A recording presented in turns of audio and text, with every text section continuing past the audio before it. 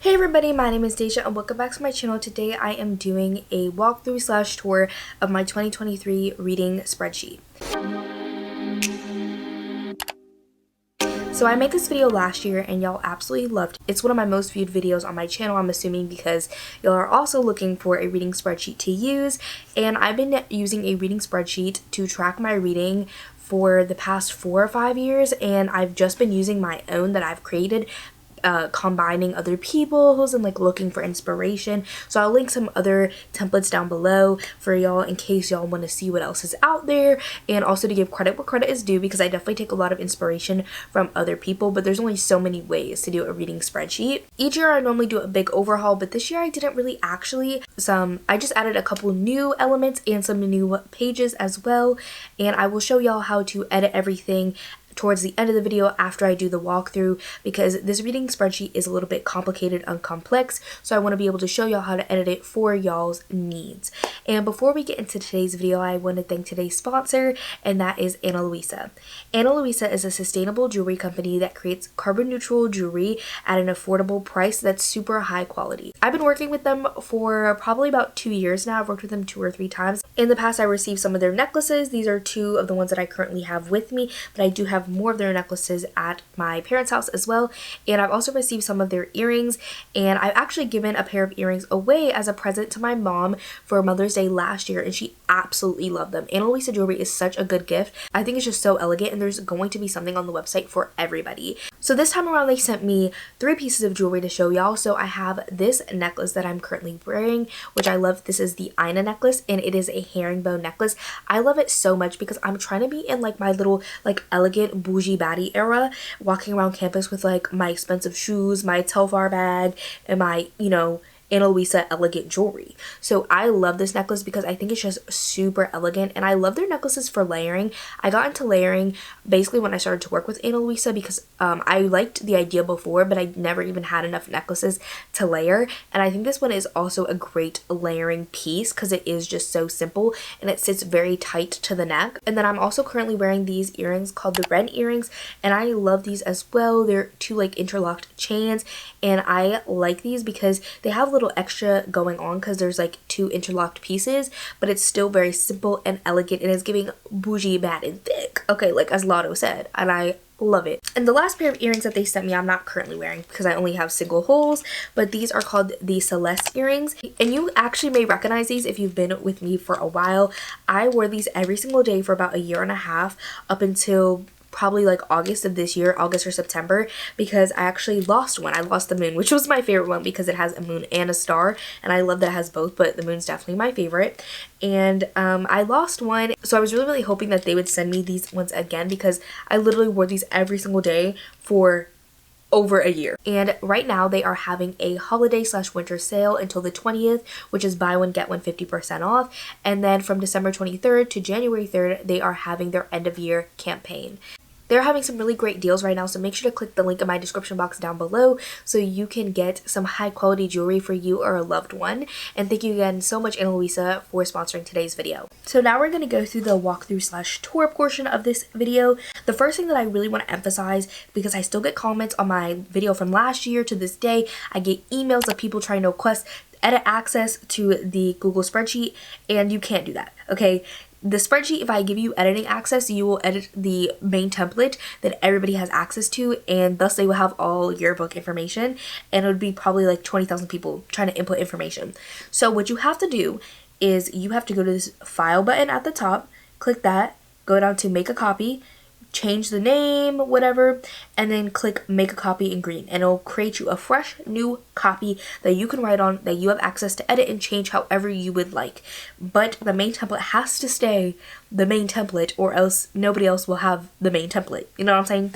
And this is the 2023 reads page. This is where you're going to track all your books, and this is really the only page that you have to input information to generate statistics and graphs. I started with these main 3 pages that I will show y'all, and then the other ones are kind of just fun ones that you can do if you're looking to track that aspect of your purchasing slash reading slash book habits. And so this is the page that you really cannot delete because this is kind of the whole point of it, and if you delete this one, it'll mess up the statistics in the yearly statistics and the monthly statistics because it literally bases all of the graphs, all the stats based off the information you put into this page. So going along the top, the first one is month, so you just put the month that you read the book, and it has a drop down that you put title, author, and then rating.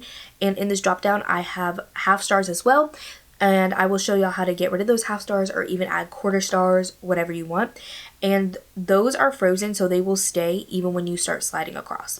And then I have series or standalone, series name, number in series, type of story, and the drop downs novella, poetry, play, novella, anthology, and graphic novel / manga. And then there's genre. I have a whole bunch of genres, and they're pretty diverse. And then I have this subgenres category, and this category is not tracked in any of the statistics. This one's more for your own personal information.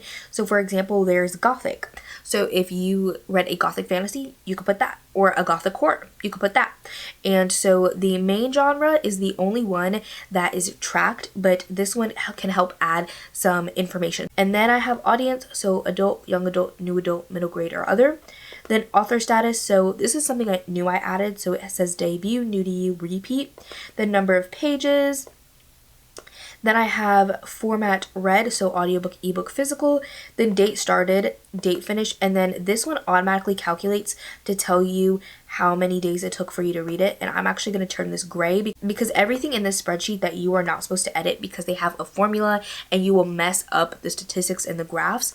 All of that stuff is grayed out or not white, basically. So acquired is ARC, Audible, borrowed, digitally borrowed. It's just a whole bunch of stuff of basically how you got the book or read the book. And then rep, I have queer, POC, disability, mental, religion, multiple, other, or none. Then author gender, I have woman, man, non-binary, other, multiple. And then I have some checkboxes for POC author, reread, DNF, and ARC. And then I have a place for you to put the publisher, the year was published, if it was indie or traditionally published, and any notes or trigger warnings you want to put there at the end. So that's the main thing. And then whenever you put in information, it basically all calculates into these yearly stats and these monthly stats. These pages you basically don't really have to edit at all. It's just for you to look at and gain information from. So I'm going to fake put in some information so y'all can see what it actually looks like. So here is the yearly stats. So I have total books. It'll calculate all the books that you read for the year. So this is average books, so it's basically divided by 12. Total pages read, number of rereads, number of DNFs, and then the total number of books that you've read per month, and that also calculates to a line chart. And then we have the books by type with their chart, and then I have format of books read, representation of books, indie versus traditionally published, and then next to that as well at the top where it shows these, I also have a little box just for POC authors. And then there's a chart for how you acquired the book, then author status, and then if you scroll over and up, there's intended audience, ratings breakdown, and also a books by genre. So that's that page, and as I said, you really don't edit anything on here, it's just for your information. And then moving on to the monthly stats, it doesn't have anything in here right now, but it tells you the number of books that you read that month, POC authors, rereads that month, DNF, pages read, and then all the genres, and then format, audience, ratings, type, and author status. And I still need to grade these out. I don't know why they're not. I honestly literally did do this, but it just glitched out. But it is like the same information that's on the yearly stats page, just broken down into each individual month, which is good if you do video wrap-ups or blog wrap-ups, whatever you do, it's really helpful for that. Or if you're just a geek like me and you want to know. As I said, like, I'm going to gray these out, but you can see up here how these are all grayed out, which means that this has a formula and you shouldn't touch it unless you know how to do the formulas. And then moving on to the fun pages, these ones are up to you. So I have 2023 releases, an ARC tracker, 2023 hauled books, and a series tracker. So if you don't want to track any of that stuff, you can literally delete all of that. But if you only want to track releases that are coming out, you can delete art tracker, hauled books, series tracker. You can delete all of those. Basically any of these 4 pages you can delete if you want. And even for the stats, if you don't want to track a monthly stats, you can delete that page. Or if you only want to track monthly stats and you don't want to see like the graphs and stuff, you can delete the yearly stats page. That's completely up to you. Just don't delete the 2023 reads page. Anything else is kind of up to your own wants and needs. So 2023 releases, it just has month release in a drop down, the day, title, author, genre, ARC status if you have an ARC, and then ordered, read, and then there's also on the side the total, number ordered, number read, and then releases by month. And so obviously this is grayed out, so it has stuff, but then also if you click ordered, it will turn blue, and then if you click red, it turns a darker blue.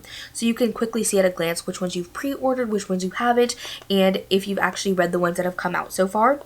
And then I have the ARC tracker, so it's similar thing. It has month release, title, author, release date, archive date, which is for like NetGalley, downloaded, which is again for NetGalley or eArcs, reviewed, and then publisher. And then I have the total unreviewed, total reviewed, and then releases by month. And again, if you click it, it turns like this pinky shade, and then it turns blue when you click reviewed. And then I have hauled books. I probably won't be using this that much, but basically you can check every single book that you haul. So it has month and day that you got it. Obviously, if I was going to do this, I would probably delete the day column because that's like a little too much. The month is good enough for me.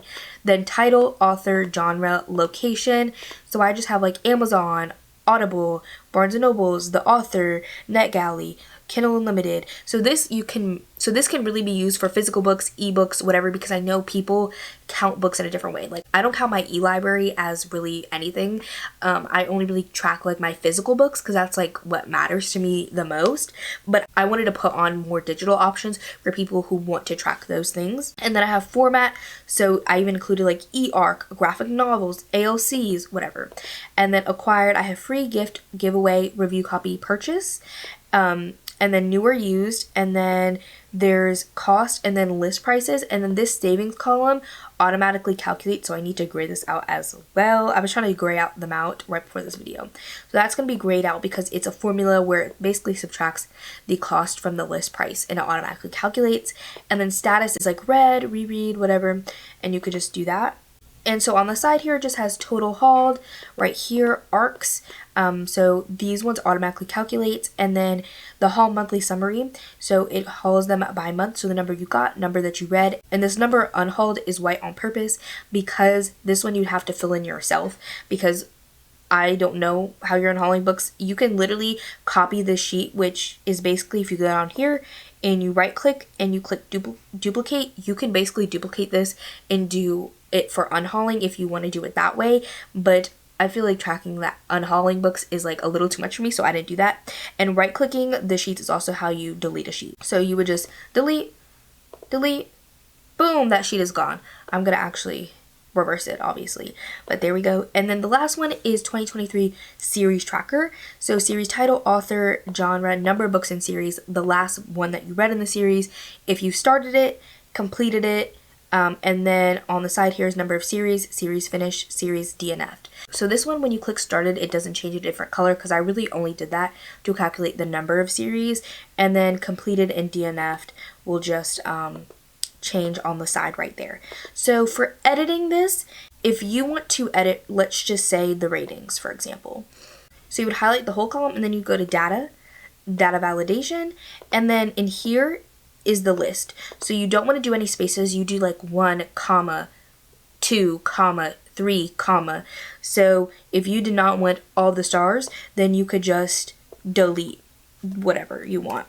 And so the only problem with this is it's easy to do that, but then it messes up with the yearly and the monthly stats. So basically for the yearly stats, you would have to go in and like delete these ones and like move them around, which can be kind of hard for people who don't know how to work Google Sheets. And then for the chart, you would have to change the range of where it's picking up the information of this to do that. So it's a little bit complicated to do that, but you could do it. If you don't really care about the yearly stats, the monthly stats are much easier to edit because you could just go in and say, oh, 1.5, don't want to track that. Let me just delete the row. You can basically delete whatever you want, but you have to be able to change it over here, which can be kind of difficult if you don't know how to work Google Sheets. And basically, I would say look at the formulas around it and see how that looks. So you can see that in one star it says equals count if the 2023 reads page, basically between E2 and the whole rest of the E column, it says 1. Then it'll count it. So it's basically saying that if the number 1 shows up in this column at all, it's going to add another one to this count. So that's basically what you have to do. You just have to make sure that it's on the right column and it's picking up the right thing. And that goes for anything, even the words. So for example, with adult, if you click this, it's saying in this column, if it reads adult, it's going to add another one to the checklist. And that's basically how it works for all of this. And then for the monthly ones, it's a little bit more complex. Here's adult again. It's saying on the 2023 reads page in this column, if it reads the word January and it also in this column reads the word adult, it's going to add one. So it's saying if it says January and in the other column it says adult, then it counts. And that one is count ifs. But basically most of the things in this are count if or count ifs. Count ifs is basically 2 conditions together. It needs to say this and say this to add one. Count if is just it needs to say this to add one. I hope that makes sense. But basically that is the whole tracker. And as I said, you could basically delete any of those pages and it'll be okay. So I hope you guys enjoyed this video. Thank you again to Anna Luisa for sponsoring today's video. And make sure to click the link in my description box to check them out because as I said, I just adore their jewelry so much. And if you made it to the end of this video, leave the little computer emoji down below because you know, the little spreadsheet, it's giving computer whiz. And I will see y'all in my next one. Bye, everybody. Trying to look like you're winning. I'm writing rhymes in the kitchen, soaking the moments we live in. Yeah, you got the nerve to be on me.